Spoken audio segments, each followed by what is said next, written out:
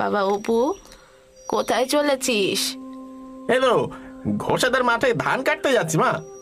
আমাদের মাঠে ধানগুলো তো পড়ে আছে, তোর বাবা একা একা ধান কাটছে।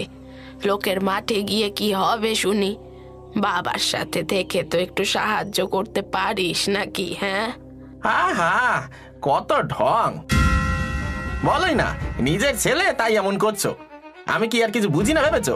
ভালো মন্দ খাবার সবই তো তাকে আগে দেবে, আর কাজের বেলায় আমাকে আগে যেতে হবে।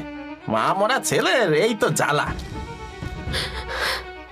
ইস, ছেলেটাকে আমি কত ভালোবাসি, আরো বোঝেই না।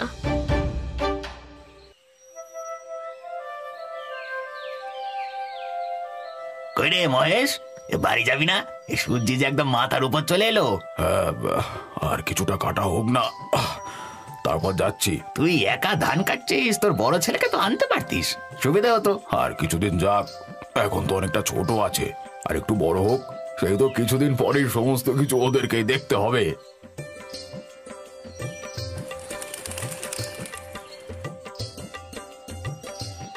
কই গো গিন্নি, তাড়াতাড়ি ভাত বাড়ো, খিদেতে পেট জ্বলে গেল তো।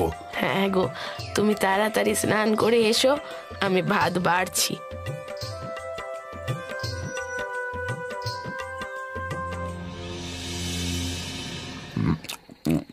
অপু কোথায় গো? তাকে তো দেখতে পাচ্ছি না। সে ঘোষেদের মাঠে ধান কাটতে গিয়েছে। লোকের জায়গায় যাওয়ার আবার কি দরকার ছিল? হ্যাঁ, আমাদের ধানগুলো তো পড়ে আছে, আমার সঙ্গে যেতে পারতো তো। আমিও তো সেই কথাই বলেছিলাম, আমার কথা কি আর শুনবে? বাহ বাহ বাহ, এই তো হয়। যার মা না থাকে তার কথা কে আর ভাবে বলো? বাবা তুমিও, হ্যাঁ, আমার কথা একবারও মনে পড়লো না? বাহ, ভালো ভালো ভালো ভালো। বাবা তুই ভুল বুঝছিস বাবা, এই সবে তোর কথাই মাকে জিজ্ঞাসা করছিলাম। আয় বস বস, তোর মা এক্ষুনি তোর জন্য ভাত বেড়ে আনছে, তুই বস। ও আমার মা না, সৎ মা। সৎ মা আবার মা হয় নাকি কখনো? হ্যাঁ হ্যাঁ রে অপু, আমি কি তোর সঙ্গে খারাপ ব্যবহার করেছি যে তুই বারবার মনে করিয়ে দিচ্ছিস যে আমি তোর সৎ মা? এতে আবার বোঝাবুঝির কি আছে? সৎ মা তো সৎ মাই হয়, নিজের ছেলের বেলায় ভালো মন্দগুলো দেবে, আর পড়ে থাকলে তবে হবে আমার, তাই না? আমার আবার রোজ রোজ এসব অশান্তি আর ভালো লাগে না। তুই তুই কি চাইছিস বলতো বাবা? তোমাদের মতো আমারও একসঙ্গে থাকতে আর ভালো লাগে না, বুঝলে? আমার জায়গা জমি ভাগ করে দাও, আমি আলাদা হয়ে যাই। হ্যাঁ, এইসব কথা বলতে তো লজ্জা করে না? আমি এখনো বেঁচে আছি, আমি মরে গেলে তারপর যা ইচ্ছা তাই করিস, তবে এখন নয়। ওইটাই তো ভয়, তুমি মরে যাওয়ার আগে আবার দেখো না সব সম্পত্তি ভাইয়ের নামে লিখে দাও কিনা। এই বলে অপু ওখান থেকে গট গট করে চলে যায়। ছেলেকে এমন ভাবে দেখে বাবা মার কপালে চিন্তার ভাঁজ দেখা দেয়। এভাবে কেটে যায় কিছুটা দিন। কিছুদিন ধরে গ্রামে এক নতুন উপদ্রব শুরু হয়েছে। হঠাৎ হঠাৎ বাড়িতে ডাকাতি হচ্ছে আগে থেকে জানি।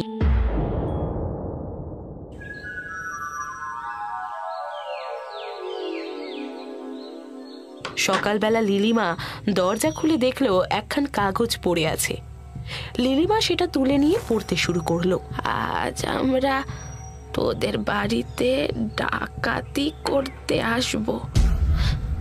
বাড়িতে যা সোনা দানা রয়েছে তা ভালোই ভালোই আমাদের হাতে তুলে দিস। হ্যাঁ, আর মনে রাখিস, যদি কোনো রকম চালাকি করার চেষ্টা করেছিস তাহলে ফল ভালো হবে না কিন্তু।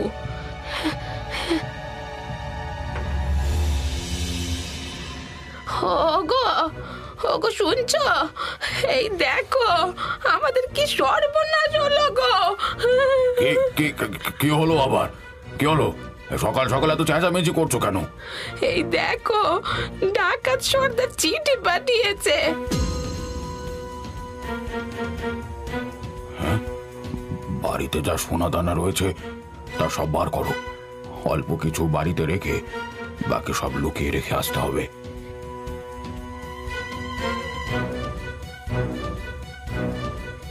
এরপর মহেশ আর তার গিন্নি মিলে ঘরের সমস্ত সোনাদানা এক জায়গায় জড়ো করলো।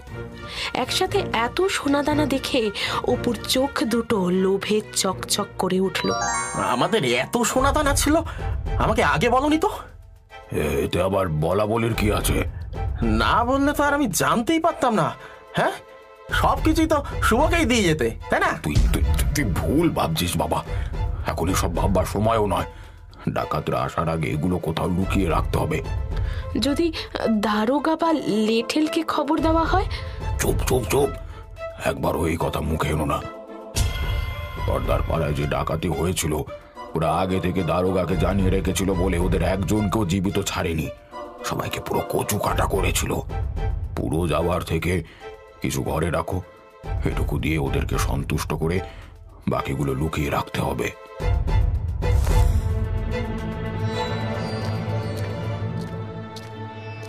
কোথায় যাচ্ছ বাবা? এগুলো লুকিয়ে রাখতে যাচ্ছি। আচ্ছা, আমিও যাব।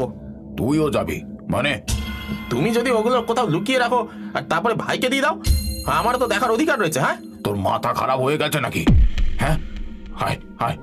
আমি বুঝি না ভেবেছো? হ্যাঁ, আমাকে ফাঁকি দিয়ে সব আত্মসাৎ করার ধান্দা। বাবা, এগুলো নিয়ে কোথায় লুকাবে বলে ঠিক করলে? আশেপাশে কোথাও রাখলে হবে না, দূরে কোথাও লুকাতে হবে। মানে? চল জঙ্গলে যা। এরপর ওরা দুজনে নৌকো চালিয়ে জঙ্গলের দিকে যেতে লাগলো। বাবাকে যদি এখন নদীতে ফেলে দিই, হ্যাঁ, এর ভাগ আর ভাইকে দিতে হবে না। তাহলে তাহলে সব সোনাদানা আমার হবে, শুধু আমার। তাড়াতাড়ি চল বাবা, কি এত ভাবছিস?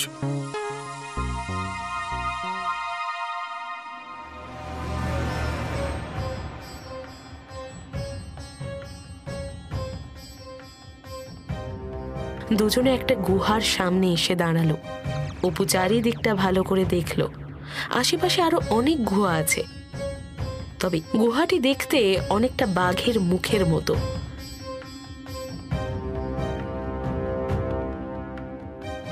অনেকটা সময় পরে দুজনে গুহার ভেতর থেকে বেরিয়ে বাড়ির দিকে রওনা দিল।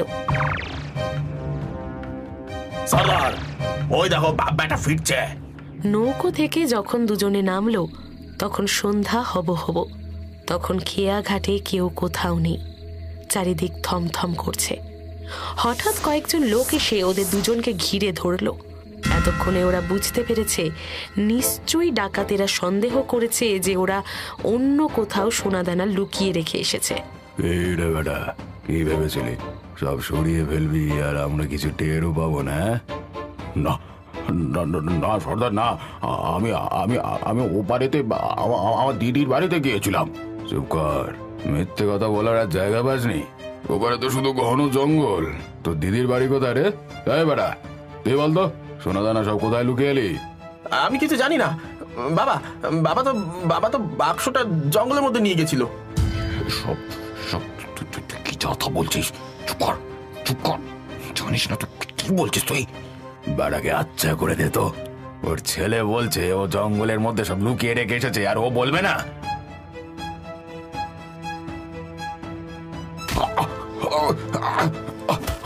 বল, কোথায় লুকিয়ে রেখেছিস বল। বলবো না, বলবো না। আমি আমি কিছুতেই বলবো না। অনেক মারার পরেও মহেশ মুখ খুলল না। কিছুক্ষণ মার খাওয়ার পর ধীরে ধীরে নিস্তেজ হয়ে পড়ল। দাঁড়া দাঁড়া দাঁড়া দাঁড়া, আর মারিস না। এবার যে বেটা মরে যাবে। বেটা মনে মরেই গেছে? হ্যাঁ, এ আর তো নড়ছে না সর্দার। এ বেটা সত্যিই মারা গেছে রে। আরে বেটা, মরবি মর, মরার আগে সোনাদানা কোথায় রেখেছিস বলবি তো? হ্যাঁ, এই বেটা সব জানে সর্দার। ওকে দু এক ঘা দিলে সব জানা যাবে। বিশ্বাস করো, আমি কিছুই জানি না। ওকে মারতে হবে না। ছাড়, দেখে তো মনে হচ্ছে ও কিছুই জানে না।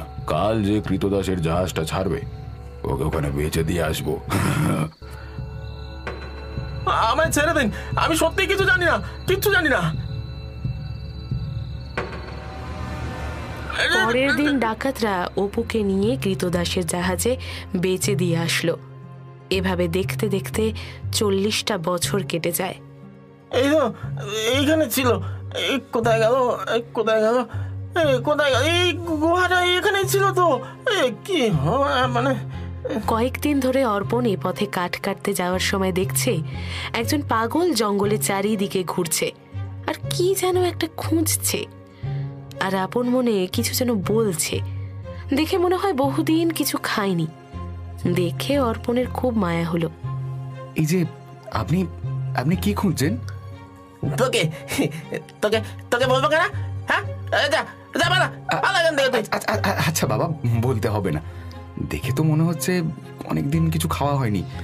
আমার সাথে আমাদের বাড়িতে আসুন, কিছু খাওয়া দাওয়া করে আসবেন। নয় না না না, আমি যাবো না, আমি যাবো না। এই তুই তুই এখান থেকে যা, যা তো, যা যা যা যা। অনেক বোঝানোর পর অর্পণ পাগলটাকে তাদের বাড়িতে নিয়ে এলো।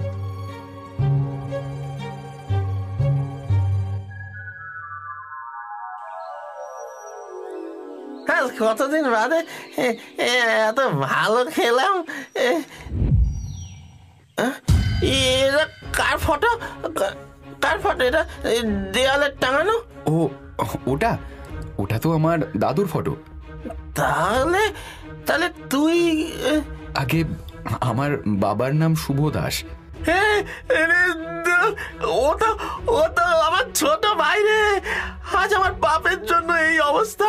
হ্যাঁ, তুমি তুমি তাহলে আমার জেঠু? হ্যাঁ রে, হ্যাঁ রে, হ্যাঁ রে, হ্যাঁ। বাবার মুখে অনেকবার তোমার কথা শুনেছি। তুমি আর দাদু নাকি ডাকাতের হাতে মারা পড়েছো। না রে, না রে, না। সেদিন সোনা দানা লুকিয়ে বাড়ি ফিরছি, এমন সময় ডাকাতেরা আমাদেরকে ধরে ফেলে। তারপরে ডাকাতরা আমাকে কৃতদাসের জাহাজে বিক্রি করে দেয়। কিছুদিন পর জাহাজে গিয়ে থামলো এক ভিন দেশে।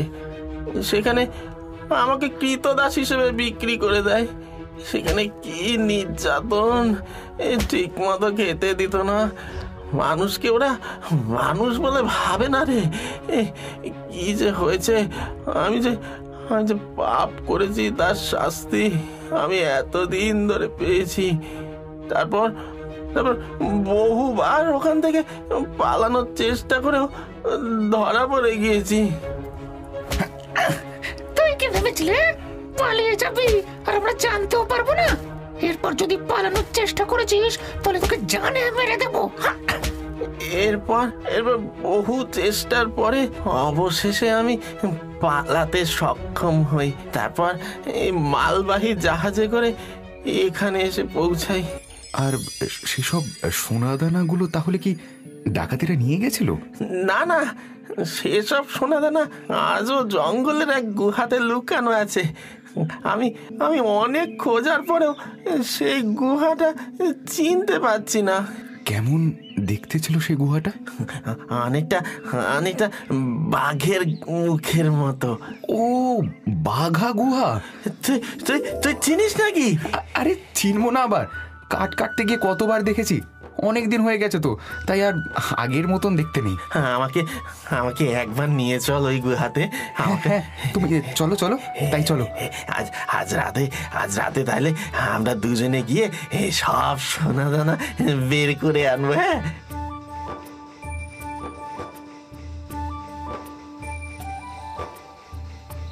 রাতে দুজনে মিলে বেরিয়ে পড়ল পূর্বপুরুষের জমানো ধন উদ্ধার করতে।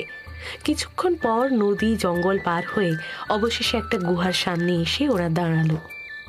জেঠু, এই সেই বাঘা গুহা। হ্যাঁ হ্যাঁ, এই তো সেই গুহা। এখানে বাবা আর আমি কবে সব সোনা দানা লুকাতে এসেছিলাম। এই চল চল চল চল চল চল ভিতরে চল। কোথায় লুকানো আছে আমি সব জানি। চল চল চল।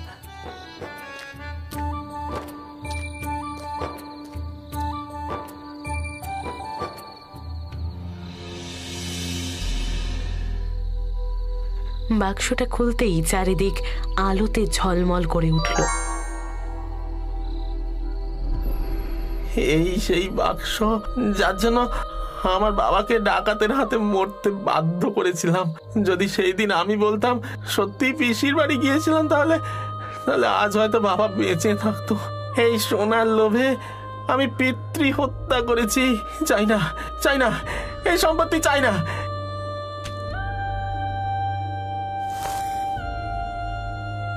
এনে এনে এই সম্পত্তি শুধু তোরই প্রাপ্য, তুই নে এগুলো নে।